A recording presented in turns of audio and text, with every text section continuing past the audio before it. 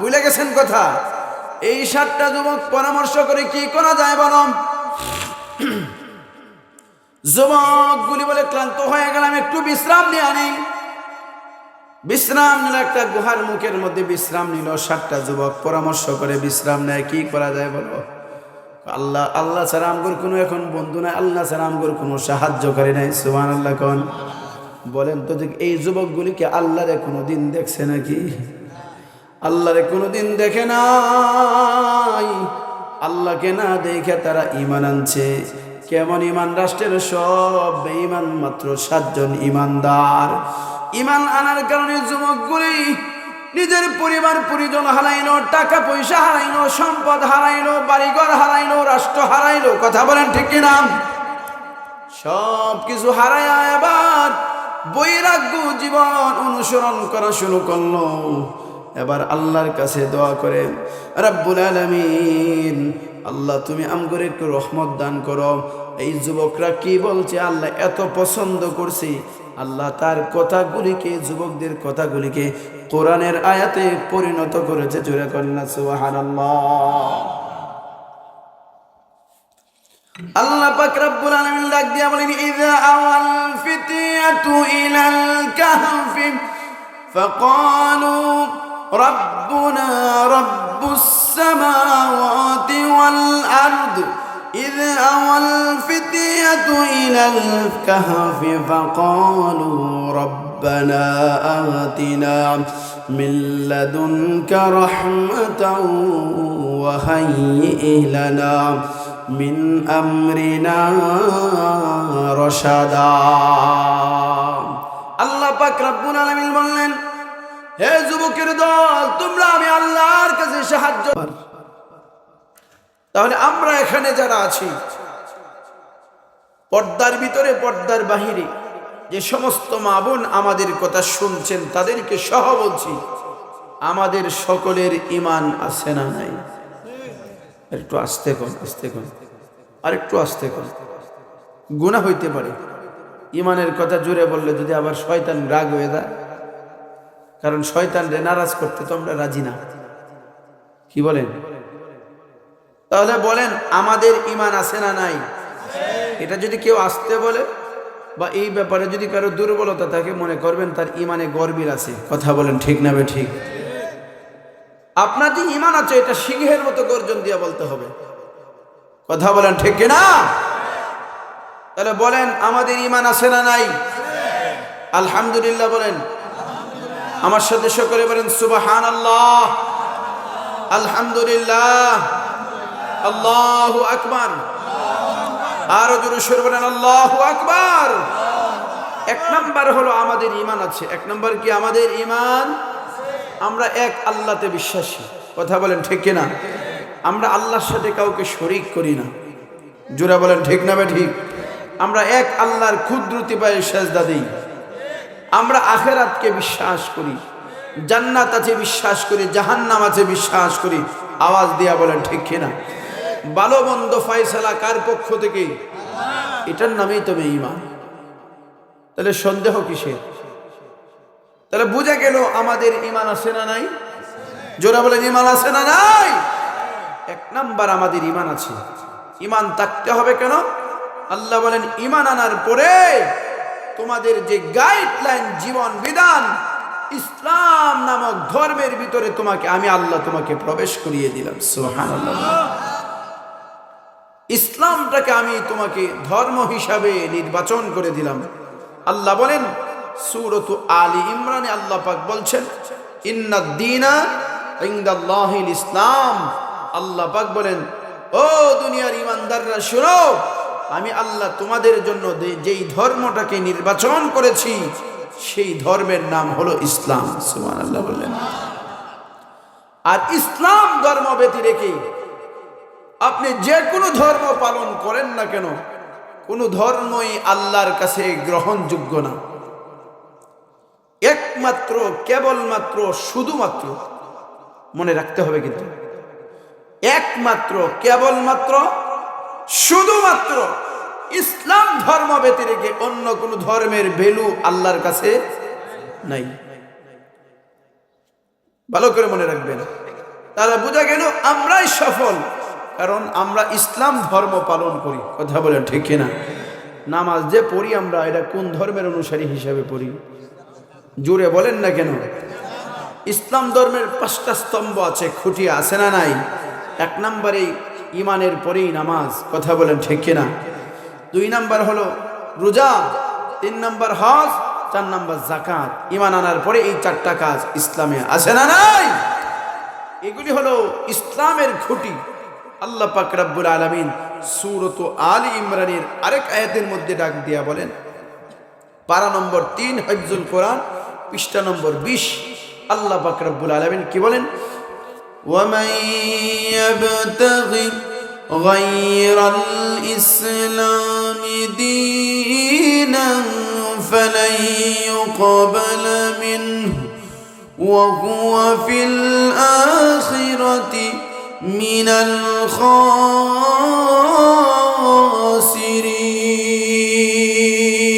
খাসিরিন। আল্লাহ পাক রব্বুল আলামিন বলেন, যারা ইসলাম ধর্ম ব্যতিরেকে অন্য কোন ধর্মকে নির্বাচন করেছে, গ্রহণ করেছে, গায়রুল ইসলামি দীনা, ধর্ম হিসেবে অন্য ধর্ম গ্রহণ করেছে ইসলাম ছাড়া, ফালাই ইউকবালা মিনহু, এই ধর্ম কোনদিন আল্লাহর কাছে গ্রহণযোগ্য হবে না। আল্লাহ কি বলেন? তার ফলাফল কি? আল্লাহ পাক বলেন, ওয়া হুয়া ফিল আখিরাতি মিনাল খাসিরিন। আল্লাহ পাক বলেন, এই মানুষটা আখিরাতে ক্ষতিগ্রস্ত। নাউজুবিল্লাহ বললেন না? আমরা যে ধর্ম পালন করছি, বলেন দেখি, এটা কি দুনিয়ার সফলতার জন্য না আখিরাতের সফলতার জন্য? আখিরাতের সফলতার জন্য আমরা এই ধর্ম পালন করছি, ইসলাম ধর্ম পালন করছি। আল্লাহ বলেন, ইসলাম ধর্ম ব্যতিরেকে অন্য যে কোনো ধর্ম পালন করাই হোক না কেন, এই মানুষটা আখিরাতে নিঃসন্দেহে ক্ষতিগ্রস্ত, কোনো সন্দেহ নাই। নাউজুবিল্লাহ বলেন। সুতরাং আমরা যে ইসলাম ধর্মে দীক্ষিত হয়েছি, যে ইসলাম ধর্ম পালন করছি, এটাই একমাত্র ধর্ম, অন্য ধর্ম ধর্মই না আল্লাহর ভাষায়। সুবহানাল্লাহ বললেন না? আল্লাহ পাক রব্বুল আলামিন ডাক দিয়ে আমার तमाम পৃথিবীর মানুষ শোনো, যারা ইসলাম ধর্ম পালন করো, যারা আমি আল্লাহর প্রতি ঈমান এনেছো, আমি আল্লাহ তাদের ব্যাপারে কিছু পুরস্কারের সুসংবাদ দিলাম। আল্লাহ পাক রব্বুল আলামিন তাদের ব্যাপারে কিছু কথা বলছেন। দুনিয়ার মানুষ শুনো, قد أفلح المؤمنون।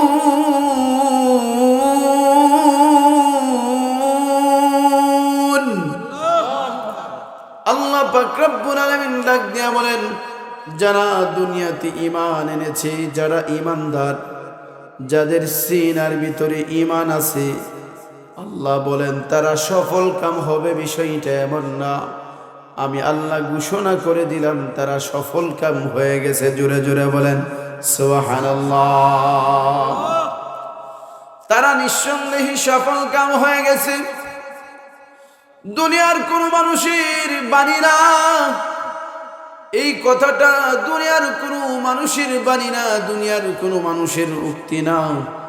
আল্লাহ পাক রব্বুল আলামিন 18 নম্বর পারা সূরাতুল মুমিনুন এর 1ম নম্বর আয়াতে এই আয়াত দিয়ে আল্লাহ পাক শুরু করেছেন, দুনিয়ার ঈমানদাররা শুনো, তোমরা যেই হালতেই থাকো না কেন, আমি আল্লাহ ঘোষণা দিয়ে দিলাম তুমি ঈমানদার, সফল কাম হয়ে গিয়েছ।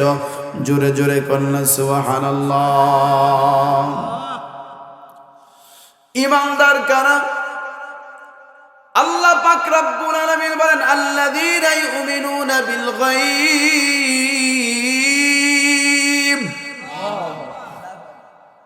সামনের দিকে বসেন, সামনের চেয়ার খালি রাখে পিছনে কেন বসেন আপনারা?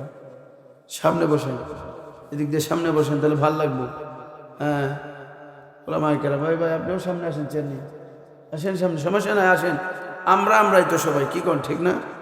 কথা কয় না, ঠিক না বে ঠিক? এটা একটু জুড়ে কয়ে, নাহলে তো সন্দেহ লাগে আমি ঠিক কইতেছি না বে ঠিক কইতেছি। আমি যত বড় মৌলবী হই না কেন, আমি আপনার মতো সাধারণ একজন মানুষ। হয়তো আল্লাহ আমার ভিতরে কোরআন হাদিসের একটু জ্ঞান দিছে, এইটা, এর বাহিরে কিচ্ছু না। আমার আল্লাহ স্বর্ণ দিয়ে বানাইছে না, আপনার মতো আমার আল্লাহ মাটি দিয়ে বানাইছে। কথা বলেন ঠিক না ভাই ঠিক? মুসলমান বন্ধুগণ, আমার কথাগুলি খুব ভালো করে বুঝবেন। আল্লাহ পাক রব্বুল আলামিন तमाम পৃথিবীর মানুষকে ডাক দিয়া বলেন, ঈমানদার কারা জানো নি?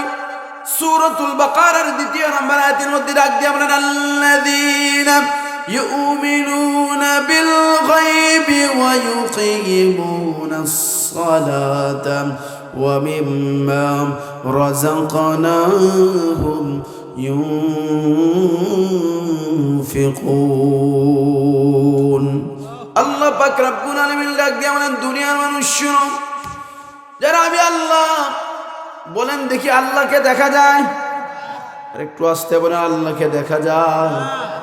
আল্লাহকে দেখা যায় না। আল্লাহ বলেন, যারা অদৃশ্যের প্রতি ঈমান এনেছে, অর্থাৎ আমি আল্লাহকে না দেখা যারা বিশ্বাস স্থাপন করেছে, তারাই হলো খাঁটি ঈমানদার। জোরে জোরে কোন সুবহানাল্লাহ।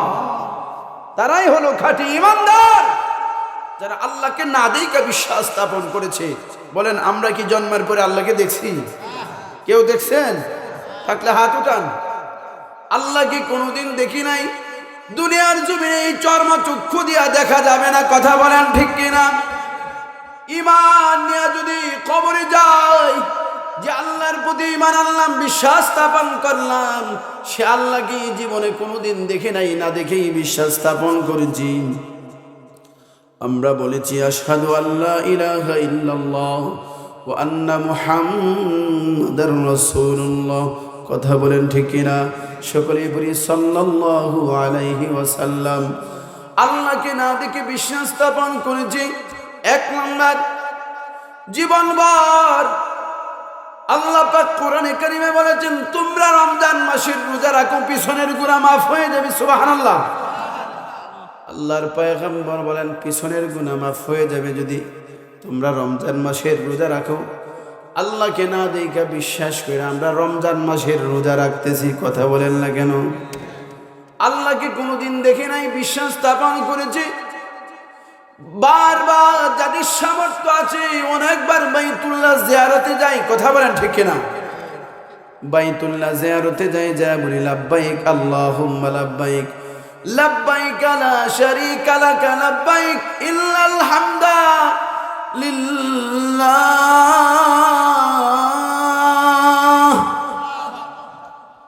ইন্নাল হামদালিল্লাহ।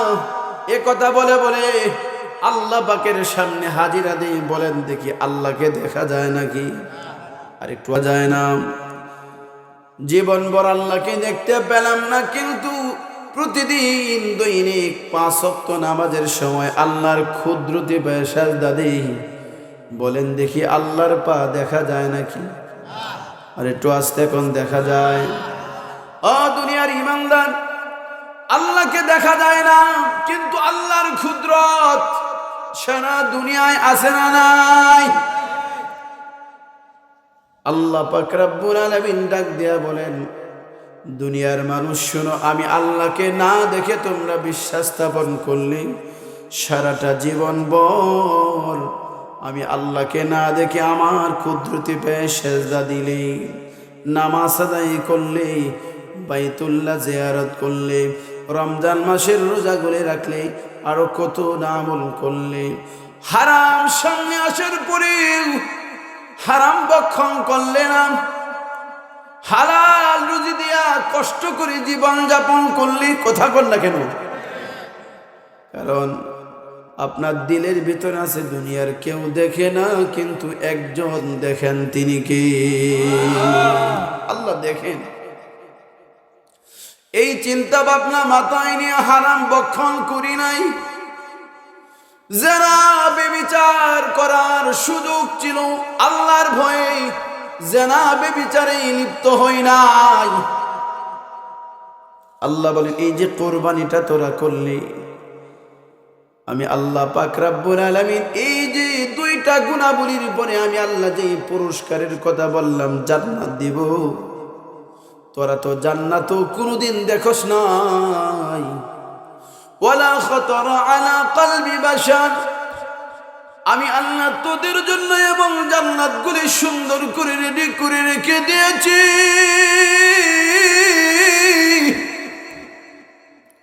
এত সুন্দর আমি আল্লাহ তোদের জন্য জান্নাত বানায় রাখলাম রে মানুষ। ওই জান্নাতের মধ্যে আমি আল্লাহ তোদের জন্য নিয়ামতগুলি রেডি করে রেখে দিয়েছি। ওই দিন সমস্ত নিয়ামত দেওয়ার পরে আমি আল্লাহ তোদেরকে জিজ্ঞাসা করব, আরো কোনো কিছু তোমাদের চাওয়া পাওয়া আছে নাকি? ওই দিন আমরা সকলেই মিলে ডাক দিয়া বলবো, আল্লাহ 60 থেকে 70টা বছর পর্যন্ত তোমার ক্ষুদ্রতে ব্যয় সাজদা দিয়েছি, কিন্তু কোনোদিন তোমাকে দেখি না। আল্লাহ তুমি কথা দিয়েছো জান্নাতে আমাদের সাথে দেখা করবে, আজকে তুমি আমাদেরকে দেখা দিয়া দাও। ওই দিন আল্লাহ পাক রব্বুল আলামিন স্বয়ং নিজে যেমনি ভাবে আকাশে পূর্ণিমার চাঁদ দেখতে কোনো কষ্ট হয় না, ওই দিন জান্নাতের ভিতরে আল্লাহ পাক আমাদের সাথে দেখা দিবেন। লা ইলাহা জোরে লা ইলাহা মুহাব্বতে লা ইলাহা জোরে লা ইলাহা লা ইলাহা ইল্লাল্লাহু মুহাম্মাদুর রাসূলুল্লাহ। সকলে বলি সাল্লাল্লাহু। আল্লাহ পাক রব্বুল আলামিন ডাক দিয়া বলেন, দুনিয়ার মানুষ শোনো, এক নম্বরে তুমি ঈমান আনলে, ঈমান আনার পর তুমি ইসলাম ধর্ম কবুল করে তুমি এটার উপর জীবন যাপন করলে, জীবন বিধান এটার উপরেই চালালে। এবার তোমার জীবনে বহু কষ্ট স্বীকার করেছ। আল্লাহ বলেন, তুমি যেই হালতেই থাকো না কেন, ঈমান আনার পরে কষ্টের কারণে, হালাল হারাম তমিজ করার কারণে আমি আল্লাহ তোমাকে বড় কষ্ট দেব। কষ্টের ভিতরেও যদি থাকো, আল্লাহ পাক ঘোষণা দিলেন, قد أفلح المؤمنون। আল্লাহ পাক রব্বুল আলামিন বলেন, তুমি যতই কষ্টের ভিতরে থাকো না কেন, আমি আল্লাহ তোমাকে ঘোষণা দিলাম তুমি নিশ্চিন্তে মরে রেখো, তুমি সফল কাম হয়ে গেছো। জুড়ে বলেন সুবহানাল্লাহ। মুসলমান, আমি আপনাদের কাছ থেকে একটা প্রশ্নের জবাব নিতে চাই যে আল্লাহ পাক রব্বুল আলামিন এত বিশাল বড় জান্নাতের মালিক আমাদেরকে বানাবেন, বলেন দেখি সেই জান্নাতটা আমাদেরকে আল্লাহ পাক দিবেন ইন্টারভিউ না নিয়েই দিবেন, নাকি ইন্টারভিউ কিছু নিবেন? কিছু পরীক্ষা নিরীক্ষা নেওয়ার দরকার আছে না নাই? দুনিয়ার জমিনে একটা জগ দেয়, একটা মগ দেয়, একটা কিতাব দেয়, উপহার দেয়, কথা কন না কেন? এটা কত কিছু, 7টা 8টা 10টা সাবজেক্ট পরীক্ষা নিয়ে তারপর ইন্টারভিউ নেওয়ার পরে তারপর পুরস্কার দেয়। আল্লাহ বলেন, আমিও কিন্তু ইমানদার বান্দা না, আমিও কিন্তু তোমাদেরকে ইমানি কিছু বিষয়ে পরীক্ষা নিব। আল্লাহ পাক রব্বুল আলামিন সূরাতুল বাকারা পারা নম্বর 2 পৃষ্ঠা নম্বর 2 হিফজুল কোরআনে ডাক দিয়া বলেন, ওয়ালা নাবলুওয়ান্নাকুম বিশাইইম মিনাল খাউফি ওয়াল জু'i ওয়া নাকসিম মিনাল আমওয়ালি ওয়াল আনফুসি ওয়াস সামারাত ওয়া বাশশিরিস সাবিরিন।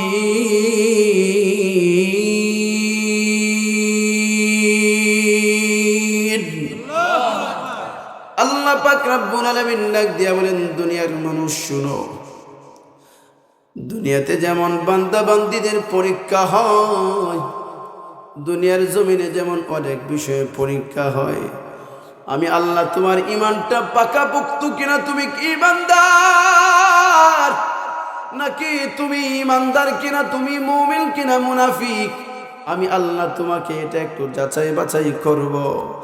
যদি দেখি তুমি ঈমানদার, তাহলে আমি আল্লাহ ঘোষণা দিয়ে দিলাম তোমার সাথে আমি আল্লাহ আছি। সুবহানাল্লাহ।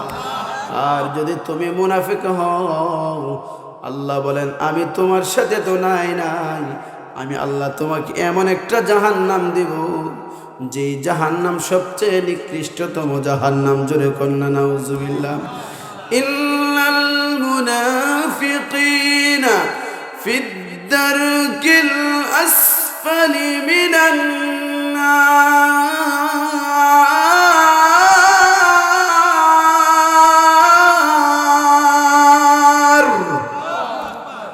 আল্লাহ পাক রব্বুল আলামিন ডাক দিয়ে আমার দুনিয়ার মানুষ শোনো ভালো করে বুঝো যারা মুনাফিক হবে আমি আল্লাহ তাকে জাহান্নামের অতল গহ্বরে আমি তাকে পৌঁছিয়ে দিব এবং জাহান্নাম যে জাহান্নাম থেকে বাকি জাহান্নামগুলি মুক্তি চায় সবচেয়ে নিকৃষ্টতম জাহান্নামের মধ্যে তোমাকে নিক্ষেপ করে দিয়ে দিব জোরে কন্যা নাউজুবিল্লাহ। এজন্যে মুনাফিকের আলামত যেন আমাদের ভিতরে না থাকে, ইমানদার আমি যেন খাঁটি ইমানদার হই, কথা বলেন ঠিক না? আল্লাহ পাক রব্বুল আলামিন ওয়ালা নাবলুওয়ান্নাকুম বিশাইইম মিনাল খাউফ, আল্লাহ পাক রব্বুল আলামিন ডাক দিয়া বলেন ইমানদাররা রে আমি আল্লাহ তোকে সর্বপ্রথম যে ইমানের পরীক্ষাটা নিব এটা হলো আমি আল্লাহ তোমাকে ভয় দেখায়া তোমার ইমানের পরীক্ষা নিব। এক নাম্বার, আমি আল্লাহ তোমাকে শত্রুর ভয় দেখাবো, আমি আল্লাহ তোমাকে কাফের বেঈমানদের শত্রুর ভয় দেখাবো। কারণ কাফের বেঈমানরা কিন্তু মুসলমানদের কখনোই বন্ধু হতে পারে না, এরা শত্রু, কথা বল না কেন? কাফের বেঈমানের আল্লাহ বলেন তারা কিন্তু তোমাদের বন্ধু না, তারা হইল তোমাদের এক নাম্বার শত্রু। সুতরাং আমি আল্লাহ অনেক সময় তোমার ঈমান আছে বলে আমি আল্লাহ তাদের ভয় দেখাবো। আমি আল্লাহ তোমাকে কখনো আমেরিকার ভয় দেখাবো, আমি আল্লাহ তোমাকে কখনো রাশিয়ার ভয় দেখাবো, আমি আল্লাহ তোমাকে কখনো চীনের ভয় দেখাবো, আমি আল্লাহ তোমাকে কখনো এই যে দুষ্ট প্রকৃতির সবচেয়ে দুষ্ট যারা ইসরায়েলের মাধ্যমে আমি আল্লাহ তোমাকে ভয় দেখাবো। শুধু ভয় দেখাবো তা না, আমি আল্লাহ তোমাকে শহীদ করে দিয়ে দিব। তারপরেও আমি দেখব তোমার ঈমানটা কোন জায়গায় আছে। তুমি কি ইসরায়েলের কাছে, হিন্দুদের কাছে, বৌদ্ধদের কাছে, নাসারাদের কাছে, খ্রিস্টানদের কাছে তুমি কি হেরে যাও নাকি তুমি বিজয় অর্জন করো? আমি আল্লাহ দেখব। তুমি যদি তার কাছে হার না মানো, তুমি মরলেও জিতবে, না মরলেও জিতবে। আল্লাহু আকবার বলেন। তুমি যদি বেঁচে থাকো গাজী হবে, আর যদি তুমি মরে যাও তাহলে তুমি শহীদ হয়ে যাবে, কথা বলেন ঠিক না? আল্লাহ পাক রব্বুল আলামিন বলেন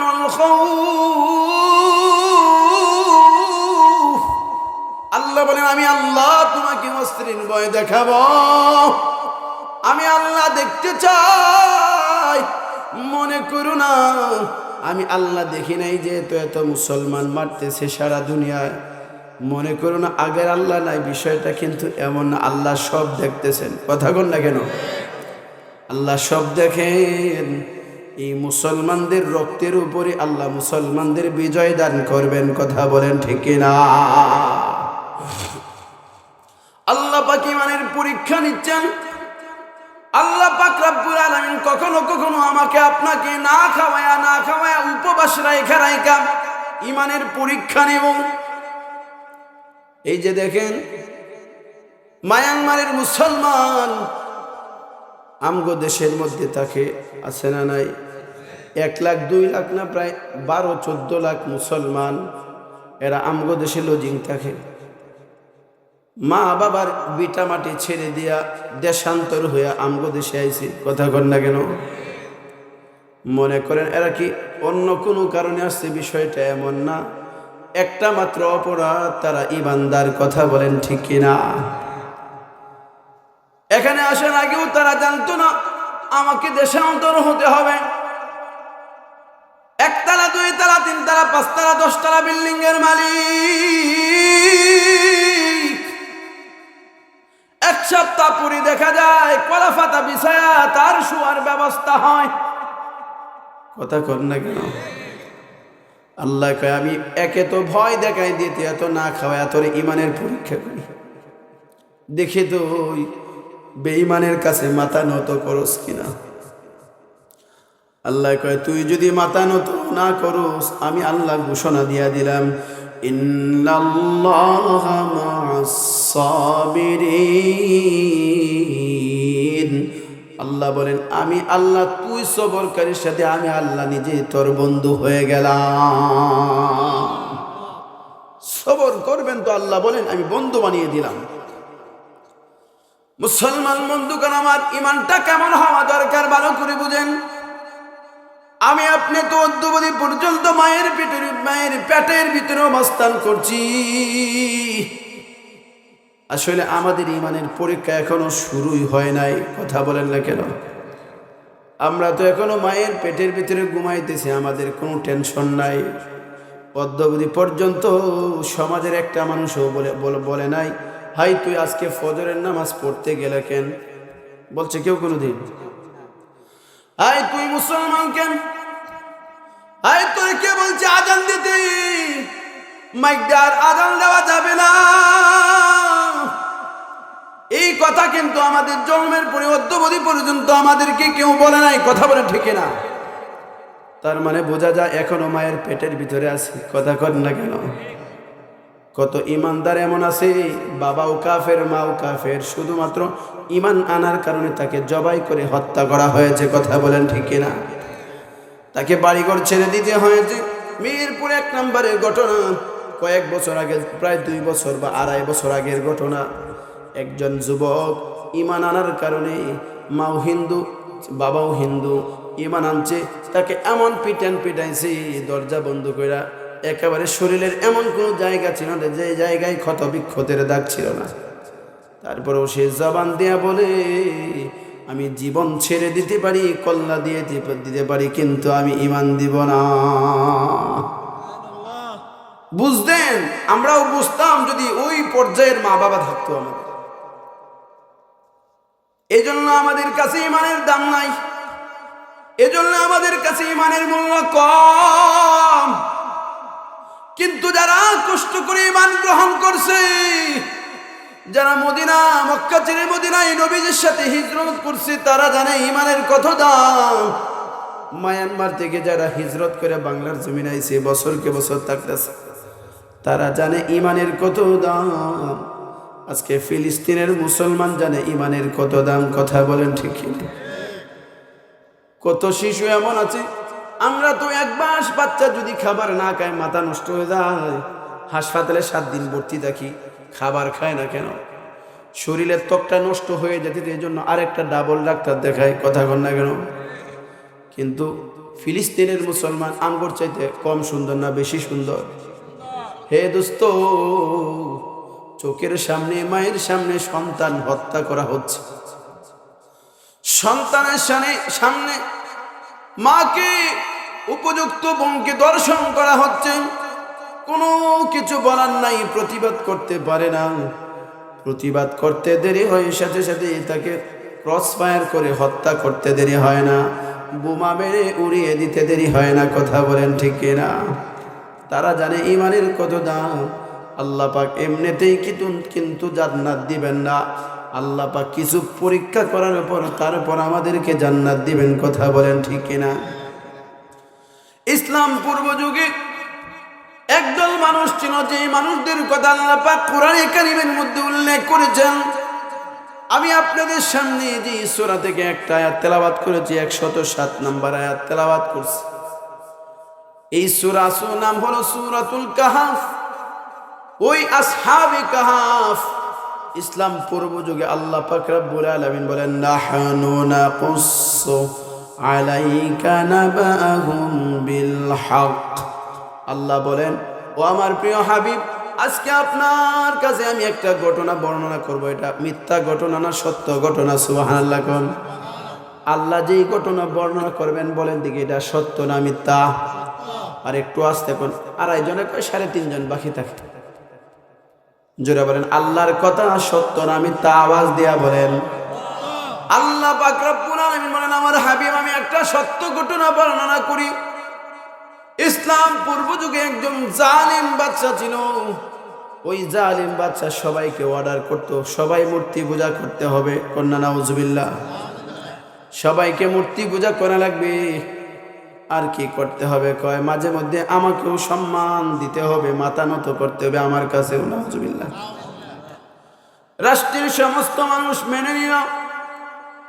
একেবারে ছোট্ট থেকে বড়, গরিব থেকে ধনী পর্যন্ত, চৌকিদার থেকে শুরু করে মন্ত্রী পরিষদ পর্যন্ত সবাই তাকে মেনে নিল। সবাই মূর্তি পূজা করে, কোনো সমস্যা নাই।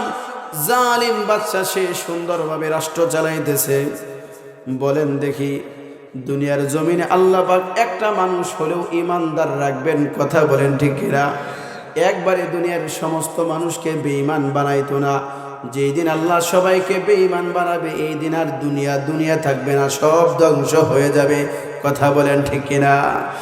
ওই সময় ওই রাষ্ট্রের মধ্যে আল্লাহ পাক রব্বুল আলামিন বিত্তশালী ফ্যামিলির, গরিব ফ্যামিলির কয়েকটা নওজোয়ান যুবক, এই যুবকদেরকে আল্লাহ পাক ঈমানের দিকে দাবিত করলেন। যুবকগুলি ছিল খুব উচ্চবিলাসী যুবক।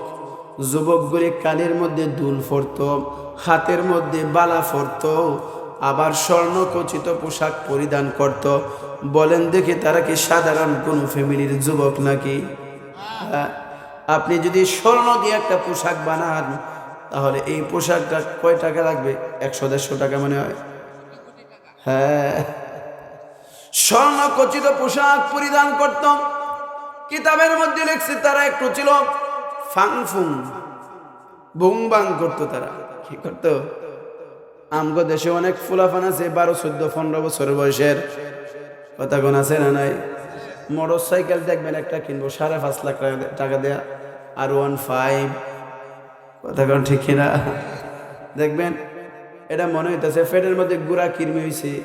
এটা মোটর সাইকেল চালানোর সময় ফিসে এমন শব্দ তো ওই বই। আবার দেখবেন এতে করে, আছে না নাই? জোরে বলেন, আছে না নাই? কানের মধ্যে দেখবেন একটা দুল লাগায়, আবার হাতের মধ্যে দেখবেন একটা চেইন লাগায়। এটা কি কয়? Best light. কি লাইট?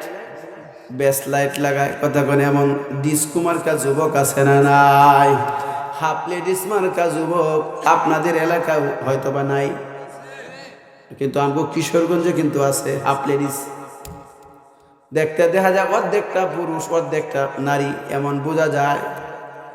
ওই যে তারাও ছিল একটু ডিস্কো টাইপের যুবক। ওই যুবকগুলি এবার চিন্তা করে, বাচ্চা দেখা যায় উল্টা পাল্টা শুরু করছে। সবাই রেখা মূর্তি পূজা করতে হইব, আবার বাচ্চার সামনেও মাথা নত করতে হবে। 7টা যুবক একসাথে মিলছে, মিলা কয় আমরা এগুলি করবো না। সুবহানাল্লাহ কইতেন না? বলেন দেখি, হেদায়েত দেওয়ার মালিক কে?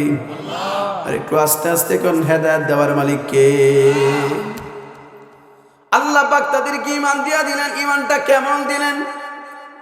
এই যুবকগুলি আবার সরকারের বিরুদ্ধে, রাষ্ট্রপ্রধানের বিরুদ্ধে কথা বলা শুরু করলো। হায়, আমরা এই রাষ্ট্রপ্রধানের কথা অনুযায়ী আমরা চলতে পারবো না, এই রাষ্ট্রপ্রধানের কথা আমরা মানবো না। আমরা একজনকে রব মানছি, যারে দেখা যায় না। বলেন তো তিনি কে? তিনি হলেন আল্লাহ। এই সংবাদটা জালিম রাষ্ট্রপ্রধানের কাছে পৌঁছে গেছে। পৌঁছার পর গোয়েন্দা বাহিনী পৌঁছিয়ে দিছে সংবাদ, ও বাচ্চা মহারাজ, ও বাচ্চা, রাষ্ট্রের সবাই আপনাকে মানে, কিন্তু কয়েকটা উল্টাপাল্টা যুবক আছে, এই যুবকগুলো কিন্তু আপনাকে মানে না, তারা আপনার বিরুদ্ধাচরণ করে। এবার বলে তাহলে কি করা যায়? মন্ত্রী পরিষদ মিটিং করে কয়, কি সিদ্ধান্ত বলো? তোমরা যেটা বলবা আমি এটাই করব। সিদ্ধান্ত এটাই করা হলো, তাদেরকে গ্রেফতার করা হোক। এবার তাদেরকে গ্রেফতার করার জন্য কিভাবে গ্রেফতার করা হবে? তারা তো চালাকি করে পলায়ন করতে পারে। এবার বলি, একটা দাওয়াতের আয়োজন করো রাষ্ট্রীয়ভাবে, সবাইকে দাওয়াত দাও। সবাইকে দাওয়াত করা হলো, সবাই দাওয়াতে আসলো। আসলে মাকসাদ সবাইকে খাওয়ানো না, এই 7টা যুবককে গ্রেফতার করা। কথা বলেন ঠিক কিনা? রাজ দরবারে এত সুন্দর প্যান্ডেল বানাইছে, বানানোর পরে একটা গেট বানাইছে, গেটটা আবার একটু নিচু করে বানাইছে, মাথাটা নত করে তারপরে ভিতরে ঢুকতে হয়। এই যুবকের দলটের পায়ে কয়, যেই বাচ্চার দরবারে দাওয়াত খাওয়ার জন্য যেতে হয়, মাথা নত করে যাওয়া লাগে। আবার বাচ্চার সামনে বসা, সবাই বাচ্চাকে সম্মান জানায় জানায় ভিতরে ঢুকতেছে। এই যুবকের দল ডাক দেয়া কয়, হাই, যেই বাচ্চার দরবারে গেলে বাচ্চার সামনে মাথা নত করতে হয়, ওই দরবারকে আমরা তালাক দিয়ে দিলাম, ওই দরবারের সামনে যাব না, ওই দাওয়াতের আমাদের প্রয়োজন নাই। ওই রাষ্ট্রের সমস্ত মানুষ সবাই আমন্ত্রিত হইল, সবাই আসলো, খাবার খাইল, কিন্তু 7টা যুবক তো আইল না। যেই কথা সেই কাজ, তারা কিন্তু লুকায় লুকায় আর এই দাওয়াত কবুল করলো না, দাওয়াত ক্যান্সেল করে দিল। এবার গোয়েন্দা বাহিনী, সেনাবাহিনী, নৌবাহিনী, বিমান বাহিনী সবাইকে তৎপর করে বলো 7টা যুবককে দইরা রাজদরবারে নিয়ে আসা হোক। সবাইকে গ্রেফতার করে রাজদরবারে নিয়ে আসা হলো। নিয়ে আসার পরে আবার জিজ্ঞাসা করলো, হে যুবকের দল, আমি নাকি শুনলাম তোরা নাকি আমাকে মানুষ না, কারণটা কি? তোরা কারে রব মানুষ? এবার যুবকের দল ডাক দেয়া কয়, ওয়ারাবাতনা আলা কুলুবিহিম ইয কামু ফাকালু রাব্বুনা রাব্বুস সামাওয়াতি ওয়াল আরদি লান নাদউয়া মিন দুনিহি ইলাহা মিন দুনিহি ইলাহান লাকাদ কুল্লা ইযান শাতাতা। এই যুবকের দলকে যখন লাগ দিয়ে আনা হলো, যুবকগুলিকে যখন প্রশ্ন করা হলো, হে যুবকের দল, তোরা নাকি আমাদের উপর ঈমান আনলি না, তাহলে তোরা কার উপর ঈমান আনলে বলে দেন। যুবকের দল ডাক দিয়ে বলে, ইন্নাহুম ফিতিয়াতুন আমানু বিরাব্বিহিম, আমরা তো তাদের রবের উপরে ঈমান আনছি। জোরে কন্যা সুবহানাল্লাহ। এই যুবকগুলি যখন তাদের রবের উপর ঈমান আনছে, আল্লাহ পাক বলেন, ইন্নাহুম ফিতিয়াতুন আমানু বিরাব্বিহিম ওয়া জিদনাহুম হুদা। তারা যখন রাজদরবারে হাজির হইল, আমি আল্লাহ তাদের হেদায়েতটাকে আরো বাড়িয়ে দিলাম, ঈমানের পাওয়ার বাড়িয়ে দিলাম। জোরে কন্যা সুবহানাল্লাহ। ওয়ারাবাতনা আলা কুলুবিহিম ইয কামু, আমি আল্লাহ তাদের অন্তরের মধ্যে ঈমানটাকে বদ্ধমূল করে দিলাম। আল্লাহু আকবার বলেন। রাষ্ট্রের সমস্ত মানুষ কাফের, মাত্র পুরা রাষ্ট্রের মধ্যে 7টা মানুষ যুবক ঈমানদার। কথা বলেন ঠিক কিনা? 7 জন ঈমানদারের সাথে পুরা রাষ্ট্রের মোকাবেলা শুরু হয়ে গেল। সবাই তাদের বিরুদ্ধাচরণ শুরু করলো। আল্লাহ বলেন, তারা যখন আমার উপর ঈমান আনলো, আমি আল্লাহ তাদের সহযোগী হয়ে গেলাম।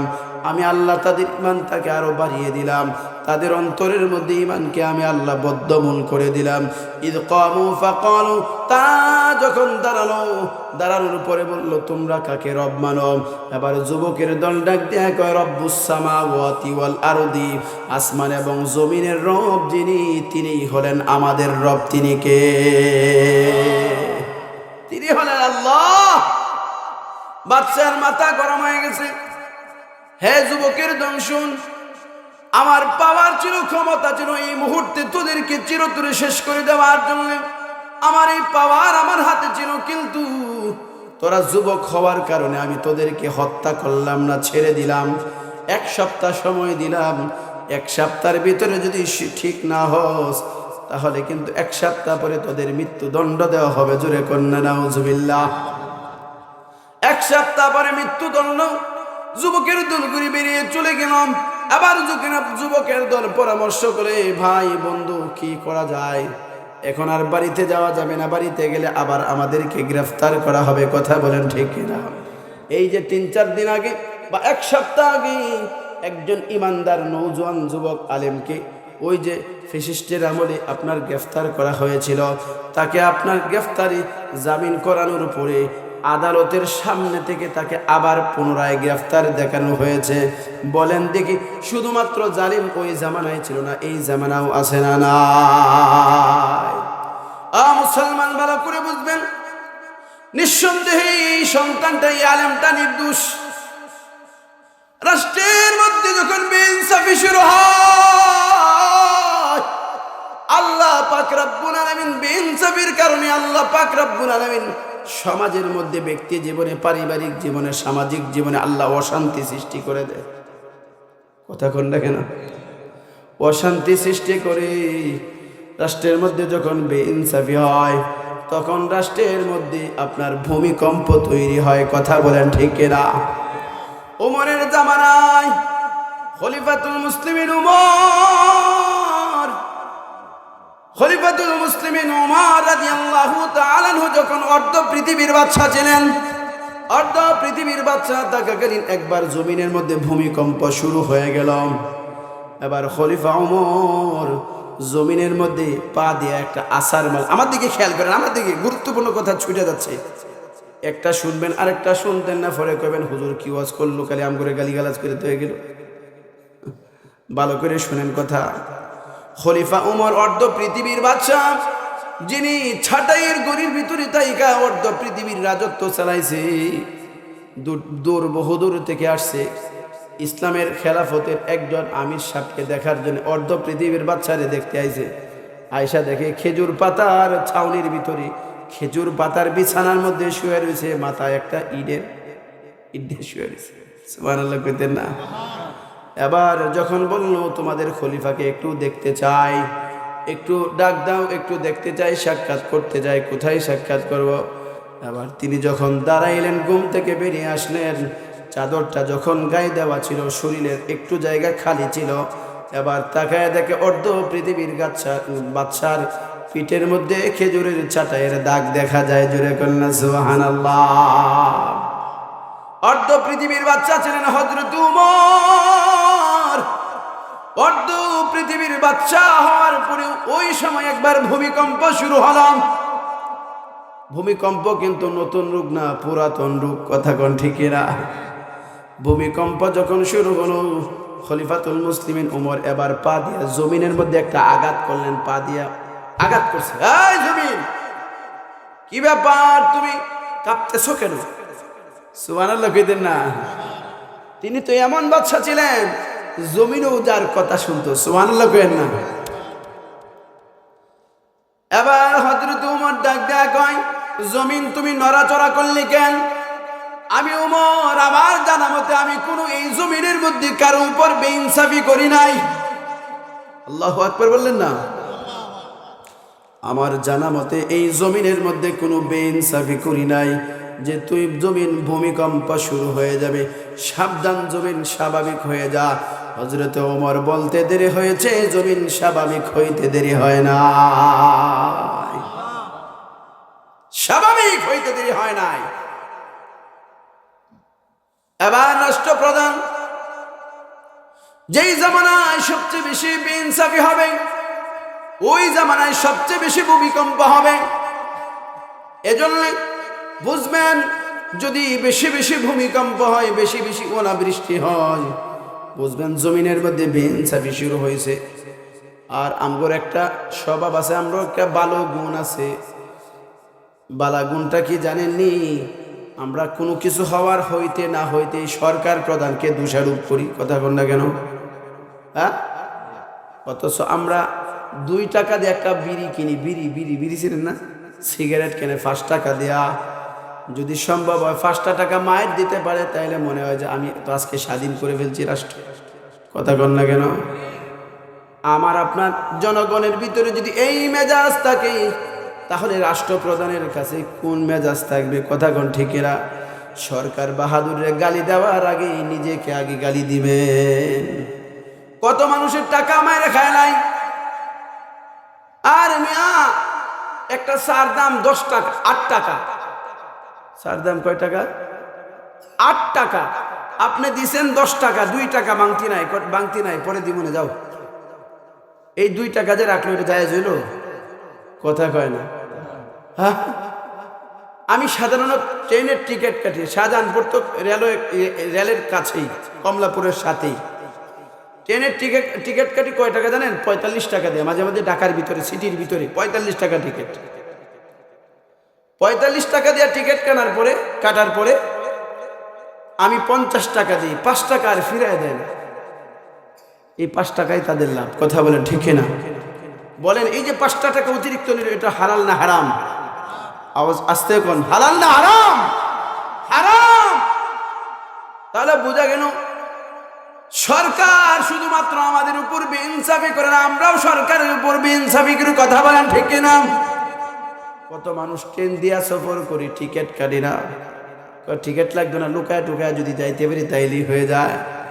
আপনি শুধুমাত্র সরকারের টাকা মারছেন, অথচ 100 টাকা টিকিটের দাম। আপনি সরকারের টাকা মারেন নাই।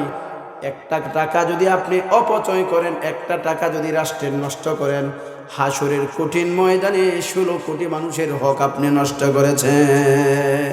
জবাব দিতে হবে আপনাকে। রাষ্ট্রীয় সম্পদ আপনি রাতের অন্ধকারে লাইট জ্বালায় জ্বালায় ব্যাডমিন্টন খেলেন, কারেন্টের বিল দেন না, কথা কোন আছে না নাই? লুকায় লুকায় ফুটবল টুর্নামেন্ট খেলেন, লাইট জ্বালায়া জ্বালায়া, লাইনের লাইট, এটা আপনার মিটারের লাইট না, কথা কন না কেন? আপনি যে সরকারি আলো দিয়া খেলাধুলা করছেন, সুরাই লান দিয়া খেলাধুলা করছেন, আপনি তো মনে করতেছেন আপনি সফল কাম, আপনার পাওয়ার আছে। বলেন দেখি এই টাকাটা কার? এই টাকাটা প্রত্যেকটা টাকার বিনিময়ে 16 কোটি মানুষের কাছে জবাব দিতে হবে হাসরের কঠিন ময়দানে। বলেন দেখি শুধু সরকার খারাপ না জনগণও খারাপ? কথা বলেন ঠিক কিনা? মুসলমান ভালো করে বুঝবেন। এজন্য যখন বেইনসাফি হয়, রাষ্ট্রের জনগণ যখন নষ্ট হয়ে যায়, আল্লাহ তখন জালেম বাদশা মানুষের কাছে ছাপায়া দেয়। কথা বলেন ঠিক কিনা? এবার যুবকের দল চিন্তা করতে লাগলো, হায় আমরা যদি এখন বাড়িতে যাই তাহলে তো আমাদের বড় সমস্যা হবে, আমাদেরকে গ্রেফতারি করবে, বাড়িতে যাওয়া যাবে না, তাহলে কোথায় যাব বলো? বন জঙ্গলের দিকে চলে যাই, দেশান্তর হয়ে যায়, আমাদেরকে কোথাও খুঁজে পাওয়া যাবে না। এবারে বন জঙ্গলে চলে গেলে, মরুভূমি অঞ্চলে চলে গেল। চলে যাওয়ার পরে এবার ক্লান্ত হয়ে গেল শরীর। 7 জন যুবক, জোরে বলেন কয়জন? আরো জোরে কয়জন? রাষ্ট্রের সব বেঈমান, মাত্র 7টা যুবক ইমানদার। কথা বলেন ঠিক কিনা? ইমানের কথা যে বলতেছিলাম আপনাদের মনে আছে না নাই? কথা ভুলে গেছেন? আমার ভুলে গেছেন কথা? এই 7টা যুবক পরামর্শ করে কি করা যায় বলো? যুবকগুলি বলে ক্লান্ত হয়ে গেলাম, একটু বিশ্রাম নিয়ে আনি। বিশ্রাম নিল, একটা গুহার মুখের মধ্যে বিশ্রাম নিল। 7টা যুবক পরামর্শ করে বিশ্রাম নেয়, কি করা যায় বলো? আল্লাহ ছাড়া আমগোর কোনো এখন বন্ধু নাই, আল্লাহ ছাড়া আমগোর কোনো সাহায্যকারী নাই। সুবহানাল্লাহ কোন? বলেন তো এই যুবকগুলিকে আল্লাহরে কোনোদিন দেখছে নাকি? আল্লাহরে কোনোদিন দেখে নাই। আল্লাহকে না দেখে তারা ঈমান আনছে। কেমন ঈমান? রাষ্ট্রের সব বেঈমান, মাত্র 7 জন ঈমানদার। ঈমান আনার কারণে যুবকগুলি নিজের পরিবার পরিজন হারাইলো, টাকা পয়সা হারাইলো, সম্পদ হারাইলো, বাড়িঘর হারাইলো, রাষ্ট্র হারাইলো। কথা বলেন ঠিক কিনা? সব কিছু হারাইয়া এবার বৈরাগ্য জীবন অনুসরণ করা শুরু করলো। এবার আল্লাহর কাছে দোয়া করে, রব্বুল আলামিন, আল্লাহ তুমি আমগরে একটু রহমত দান করো। এই যুবকরা কি বলছে? আল্লাহ এত পছন্দ করছে কি যুবকদের কথাগুলিকে কোরআনের আয়াতে পরিণত করেছে। জোরে কন্যা সুবহানাল্লাহ। আল্লাহ পাক রব্বুল আলামিন ডাক দিয়া বলেন, ইযা আওয়াল ফিতিয়াতু ইলাল কাহফি ফাকালু রব্বুনা রব্বুস সামাওয়াতি ওয়াল আরদ। إذ أوى الفتية إلى الكهف فقالوا ربنا آتنا من لدنك رحمة وهيئ لنا من أمرنا رشدا। আল্লাহ পাক রব্বুল আলামিন বললেন, হে যুবকের দল, তোমরা আমি আল্লাহর কাছে সাহায্য চাও, টেনশন করার কিছু নাই, আমি আল্লাহ তোমাদেরকে রহমত নাজিল করব। সুবহানাল্লাহ বলেন। আল্লাহ কয় এখন একটু বিশ্রাম কর, টেনশন নাই। আবার যুবকের দল কি কয়, আল্লাহ গো আমরা তো এখন বৈরাগ্য জীবন পাইলাম, আমাদের ঘর নাই, বাড়ি নাই, মা নাই, বাবা নাই, সম্পদ নাই, কোনো কিচ্ছু নাই, আমরা এখন কি করব? আল্লাহ তুমি ছাড়া আমাদের কেউ নাই, তুমি আমাদেরকে সঠিক একটা রাস্তা দেখায়া দাও। সুবহানাল্লাহ বলেন। আর বিপদে বললে কি কইবেন? আল্লাহ এই সব শেষ আমার, আল্লাহ তুমি ছাড়া এখন আর আমার আর কেউ নাই। কথা বলেন ঠিক কিনা? আল্লাহ শুধুমাত্র তুমি আমাদের সাহায্যকারী, আল্লাহ তুমি আমাদেরকে একটু রহমত দাও, তুমি আমাদেরকে সঠিক রাস্তার দিশা দেখাও। আল্লাহু আকবার বলেন। শরীরটা ক্লান্ত হয়ে গেছে, লম্বা সময় হাঁটতে হাঁটতে তারপরে ওই পর্যন্ত পৌঁছলাম। আশপাশে কোনো মানুষ নাই। আল্লাহ কয় তোরা একটু ঘুম পার, একটু ঘুমা, একটু তোরা বিশ্রাম কর, তারপরে দেখা যাক কি হয়। বলেন ঘুমাইলে পরে আল্লাহ কি করছে জানে? মজার ঘটনা, মজার। আল্লাহ পাক রব্বুল আলামিন তাদেরকে ঘুম পাড়ায় রাখছে। মানুষ যখন ঘুমায়, মানুষের কান ঘুমায় না, মানুষের চক্ষু ঘুমায়। কথা বলেন ঠিক কিনা? হ্যাঁ, কোন তো ঘুমাইলে পরে কিছু দেখা যায়? জোরে কোন না কেন দেখা যায়, কিন্তু মানুষের কান ঘুমায় না। মোবাইলের মধ্যে অ্যালার্ম দেওয়া থাকে, অ্যালার্ম বাজার সাথে সাথে ঘুম থেকে লাফ দিয়ে উঠে। কথা কোন না কেন? কান যদি ঘুমাইতো তাহলে কিন্তু সে জাগ্রত হইতে পারতো না। আল্লাহ রাব্বুল আলামিন বলেন দুনিয়ার মানুষে আমি আল্লাহ চোখে ঘুম দেই, এই 7টা যুবকরে আমি আল্লাহ চোখের মধ্যে ঘুম দিছি না। তাহলে ঘুম কোথায় দিছো গো আল্লাহ? আল্লাহ কয় আমি এদেরকে কানের মধ্যে ঘুম দিছি। জুরে কর না সুবহানাল্লাহ। ফাদরাবনা আলা আযালিহিম ফিল কাহফি সিনিনা আদাদা। আল্লাহ পাক রব্বুল আলামিন বলেন আমি আল্লাহ এদেরকে চোখের মধ্যে ঘুম দেই নাই, আমি আল্লাহ এদেরকে কানের মধ্যে ঘুম দিয়া দিলাম। জোরে কর না সুবহানাল্লাহ। আল্লাহ পাক বলেন ওদের পার দিয়া যদি কোনো মানুষ যায়, মানুষ যাওয়ার পরে দেখে এরা তাকায় রয়েছে, এভাবে তাকাইতে থাকে। সুবহানাল্লাহ খেতেন না? ওয়া তাহসাবুহুম, আল্লাহ এই কথাটা কোরআনে কারীমের অন্য আয়াতের মধ্যে বলছেন, ওয়া তাহসাবুহুম ইয়াকাযুন ওয়া হুম রুকুদ ওয়া কালবুহুম বাসিতু যিরাইহি বিল ওয়াসিদ। আল্লাহ বলেন এদের সামনে দিয়ে যদি কেউ যায় তাহলে মনে করবো এরা তাকায় রয়েছে, এরা ঘুমাইতেছে না। আসলে মূলত এরা তাকায় রয়েছে না, এদেরকে আল্লাহ ঘুম পাড়ায় রাখছে। কথা বলেন ঠিক কিনা? আল্লাহ কয় এদের ইমানের বরকতে আমি আল্লাহ এদেরকে কখনো ডান দিকে নেই, আবার বাম দিকে নেই। ঘুমাইলে পরে আপনি ডান কাতে যান না, কখনো বাম কাতে যান না। আল্লাহ কয় এক কাতে যদি শোয়ায় রাখি তাহলে মাটি খেয়ে ফেলবে, এই জন্যে মাটির দেহ মাটিকে আমি খাইতে দিব না। আমি বছরকে বছর ঘুম পাড়ায় রাখবো, কখনো ডান দিকে আবার কখনো বাম দিকে। সুবহানাল্লাহ কইেন না? কয়দিন ঘুমাইছো জানোনি? শুধু তাই না, আল্লাহ বলেন এই যে সূর্যটা আমি আল্লাহ পাক দ্বিপ্রহরের সময় আমি আল্লাহ অন্য দিক দিয়ে ঘুরায় নিয়ে গেছি। সুবহানাল্লাহ। আবার এদেরকে পাহারা দেওয়ার জন্য আমি আল্লাহ একটা কুত্তা রেডি করে রাখছি। কুত্তা, কোরআনে কারীমে কইছে আমি আল্লাহ একটা কুত্তা রেডি করে রাখছি। কুত্তা গেট আপ ধরে বসে রয়েছে এভাবে, কেউ যেন আসতে না পারে। বলেন তো দেখি এই পাহারাটা দেওয়াইছেন দুনিয়ার কোন মানুষ না আল্লাহ? একটু আস্তে কোন কে দেওয়াইছেন? আল্লাহ দেওয়াইছেন, পাহারা দেওয়াইছেন, কুত্তা দিয়া পাহারা দেওয়াইছেন আল্লাহ। এবার ঘুম থেকে জাগ্রত হইছে ইমানওয়ালা। তো তারা কিওয়ালা?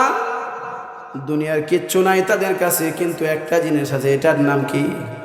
আর একটু আস্তে এখন, এটার নাম কি? ইমানওয়ালা। ঘুম থেকে উঠছে, উঠার পরে কয় এ বন্ধু শরীরটা তো বড় ক্লান্ত লাগছে, কতক্ষণ ঘুমাইলে রে? মনে হয় একদিন ঘুমাই গেছি, একদিন মনে হয় পার হয়ে গেছে। আরেকটা একদিন সকালে ঘুমাইছিলাম, দাদা দুপুর হয়েছে, অর্ধেক দিন ঘুমাইছি। কতক্ষণ? আরেকটা না, এত সময় হইতো না, 1-1.5 ঘন্টা হইতে পারে। সুবহানাল্লাহ কইতেন না? আরে আস্তে কোন সুবহানাল্লাহ। ফাদরাবনা আলা আযারিম ফিল কাহফি সিনিনা আদাদা। আল্লাহ পাক রব্বুল আলামিন বলেন ও দুনিয়ার ইমানদাররা শুনো, আমি আল্লাহ 7টা যুবককে কয়দিন ঘুম পাড়ায় রাখছি জানোনি? তাদের ইমানটা এত পছন্দ হয়েছে, 1 দিন আর 2 দিন না, 100 দিন আর 200 দিন না। আমি আল্লাহ এদের 7টা যুবকরে 309 বছর পর্যন্ত এদেরকে ঘুম পাড়ায় রেখেছে। জুড়ে করলা সুবহানাল্লাহ। লা ইলাহা। কষ্ট হচ্ছে আপনাদের? কষ্ট হচ্ছে? লা ইলাহা ইল্লাল্লাহ। জুড়ে লা ইলাহা, লা ইলাহা ইল্লাল্লাহ, লা ইলাহা। আল্লাহ পাক রব্বুল আলামিন ডাক দিয়ে দুনিয়ার মানুষ তোমরা জানো নি এদের ইমানটা আমি আল্লাহর কাছে এত পছন্দ হয়েছে, আমি আল্লাহ কুত্তা দিয়া তাদেরকে 350 বছরের উপরে 309 বছর পর্যন্ত আমি আল্লাহ এদেরকে পাহারা দিয়ে রাখছি। সুবহানাল্লাহ কইেন না। আল্লাহ বলেন এরা কষ্ট করে রাষ্ট্র ছাড়ছে, বাড়ি ছাড়ছে, মা ছাড়ছে, বাবা ছাড়ছে, ছাড়ার পরে কি হয়েছে জাননি এই ইখলাসের কারণে, ইমানের পাওয়ারের কারণে আমি আল্লাহ 309 বছর পরে তাদেরকে জাগ্রত করলাম। জাগ্রত করার পরে তারা উইটা দেখে রাষ্ট্রের ব্যক্তি জীবন থেকে নিয়ে রাষ্ট্রীয় জীবন পর্যন্ত রাষ্ট্রের লক্ষ লক্ষ মানুষ, হাজার হাজার হাজার মানুষ কালিমা পয়রা মুসলমান হয়ে গেছে। জুড়ে কল্লা সুবহানাল্লাহ। বলেন দেখি ইমানের পাওয়ার যত বেশি হবে আল্লাহ তার ইমানের মাধ্যমে তত বেশি ছড়িয়ে দিবেন। কথা বলেন ঠিক কিনা? ওই যুবকের দল বাড়ি যাচ্ছে, ঘর যাচ্ছে, সব কিছু ছাড়ার কারণে 7 জন যুবকের ইমানের পাওয়ারের কারণে রাষ্ট্রের সমস্ত মানুষদেরকে আল্লাহ পাক ঈমান দান করেছেন। জোরে কন্না সুবহানাল্লাহ। এই জন্য আল্লাহ পাক রব্বুল আলামিন বলেন ইন্নাল্লাযীনা আমানু, আল্লাহ বলেন যারা ঈমান আনবে, যারা ঈমান আনবে, যারা ঈমানদার হবে, ওয়া আমিলুস সালিহাত, আল্লাহ বলেন 2 নাম্বার কাজ হলো যারা নেক আমল করবে। আমাদের ঈমান আছে ঠিক, নেক আমল আমরা কম করি। কথা বলেন ঠিক না? নামাজ পড়ি কিন্তু মাঝে মধ্যে গ্যাপ দিয়া পড়ি, এমন মুসল্লি আছে না নাই? আবার মাঝে মধ্যে যখন ইমাম সাহেব ডাক দেয় আবার আসেন মসজিদে, লঙ্গিটা একটু খারাপ। কথা কয় না? কথা কন না কেন? আছে না নাই? হাসরের কঠিন ময়দানে কিন্তু আল্লাহ লঙ্গি খুলে তারপরে পিটাইবে, ফুতায় লাইব বেরিয়া কবর গেলে ফলে। মুসলমানের জন্য 1 নাম্বার হলো ঈমান, 2 নাম্বার হলো আমল। আল্লাহ পাক রব্বুল আলামিন ডাক দিয়া বলেন ঈমান আর আমল যার সুন্দর হবে। 1 নাম্বার আমলের মধ্যে 1 নাম্বার আমলের নাম হলো নামাজ। জোরে বলেন 1 নাম্বার আমলের নাম কি? আর একটু আস্তে কোন 1 নাম্বার আমলের নাম কি? আসার পরে যিনি বয়ান করছেন তিনি কিন্তু নামাজের কথা ফাঁকে ফাঁকে বলছেন। একই সাথে বসবাস করত, একই টেবিলে ছিল, একই অফিসের মধ্যে কাজ করত, একই পরিবারের 2 ভাই ছিল। একজন জান্নাতে যাইব আর একজন জাহান্নামে যাইব। জিজ্ঞেস করব বাইরে তুই কেন জাহান্নামে গেলে? আরেকজন জিজ্ঞেস করব দোস্ত তুমি কেন জাহান্নামে গেলে? এবার দোস্ত ডাক দিয়া কইব ক্বালু লাম নাকু মিনাল মুসাল্লিন।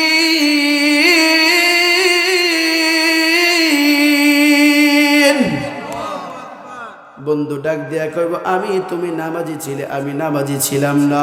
তুমি যখন নামাজে যাইতে আমি বৈশা বৈশা ফেসবুক চালাইতাম। তুমি যখন নামাজে যাইতে তখন আমি স্টলের মধ্যে আড্ডা দিতাম। তুমি যখন নামাজের মধ্যে যাইতে তখন বৈশা বৈশা লুড্ডু খেলতাম। তুমি যখন নামাজে যাইতে তখন আমি একটু ক্যারাম খেলাইতাম। তুমি যখন ফজরের নামাজে যাইতে তখন আমি একটু ঘুমাইতাম। এই জন্যে আমি আজকে জাহান্নামের আগুনে জ্বলতেছি। বলেন আমল ঠিক করতে গেলে সর্বপ্রথম যেটা ঠিক করতে হবে এটার নাম হলো নামাজ। কথা বলেন ঠিক কিনা? কে কে নামাজ পড়তে রাজি আছেন হাত উঠিয়ে দেখান। নারায়ে তাকবীর। একটু আস্তে কর, নারায়ে তাকবীর। নামাজ পড়তে রাজি আছি তো ইনশাআল্লাহ? জোরে বলেন ইনশাআল্লাহ। কানাত লাকুম জান্নাতুল ফিরদাউস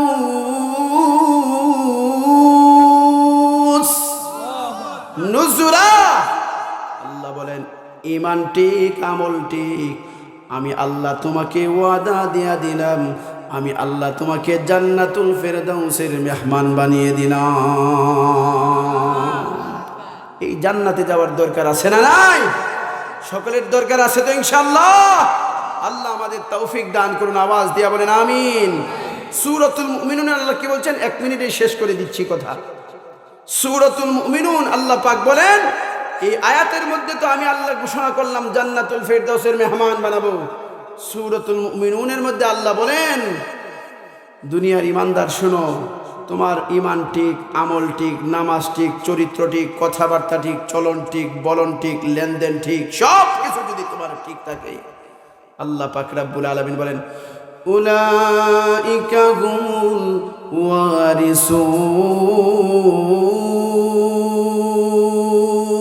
আল্লাহু আকবার। উলাইকা হুমুল ওয়ারিসুন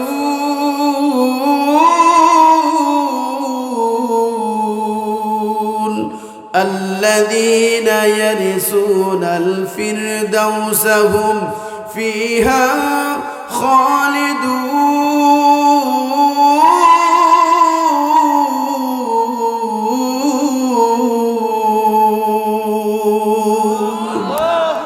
আল্লাহ পাক কি বলেন পৃথিবীর ইমানদার শোনো ঈমান নিয়ে এসেছো আমল নিয়ে এসেছো আমি আল্লাহ তোমাকে শুধু মেহমানদারি করব বিষয়টা এমন না আমি আল্লাহ ঘোষণা দিয়া দিলাম একেবারে জান্নাতুল ফেরদাউস সবচেয়ে দামি জান্নাত এই জান্নাতটা রেজিস্ট্রি করে লিখিত আকারে একেবারে আবাদান আবাদা চিরস্থায়ীভাবে তোমাকে মালিক বানিয়ে দিলাম